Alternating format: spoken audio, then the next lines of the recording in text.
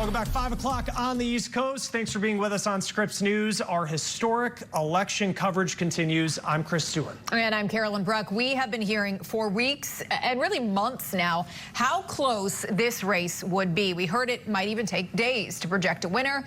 But now we know that was not the case. Donald Trump, who was the 45th president, is now projected to return to the White House as the 47th president of the United States. He crossed the crucial 270 electoral vote mark after our partners at DDHQ projected his win in the battleground state of Pennsylvania. Both Trump and Harris, they spent so much time in Pennsylvania, so much money in Pennsylvania over the last couple of weeks. Here are the numbers with nearly 94% of the vote counted in that state. That is such an important point in this. The alternative media outlets, Huge. There was a lot of talk on Joe Rogan.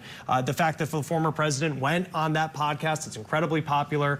The vice president did not go on that podcast. Then Joe Rogan had endorsed Trump. There were questions of whether or not that would actually happen because he had voiced some support to RFK Jr. earlier in the campaign. And then what role Elon did that Musk. play in this? Sure, and you're seeing Elon Musk playing a big role, Dana White with the UFC, and then you are seeing more college-age males. That was one of the key demographics that showed up for the former president, maybe a reflection of how this campaign really kind of targeted that group of podcasters and influencers instead of going the more traditional media route, which will also say where there are probably more difficult questions coming than what you're going to get in the friendly spaces of a podcast. And that goes both ways for the vice president going on some of the more friendly podcasts late in her campaign There was criticism of that, criticism of going on SNL tonight.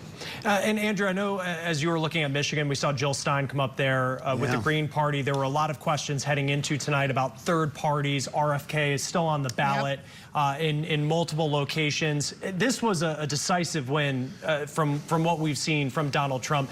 What role, if any, did third parties actually end up playing in the end? Yeah, you're right, though. I mean, it was a big question. Back, a big story that we'll be following throughout the day here on Scripps News in the wake of former President Trump's projected win in the race for the White House is what is potentially developing on Wall Street and what we've seen through futures of the markets. This is an off-hours trading. And take a look at the Dow, for example, up more than 1,100 points overnight.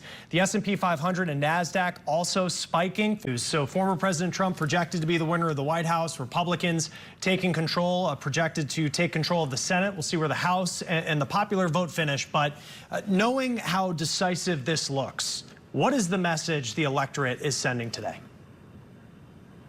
The electorate with Donald Trump in the White House. And there's, of course, a lot of focus as well on the House and on the Senate at this point. Just for some context on what the former president was saying. At this point, we know that Republicans, according to DDHQ, projected to have control of the Senate.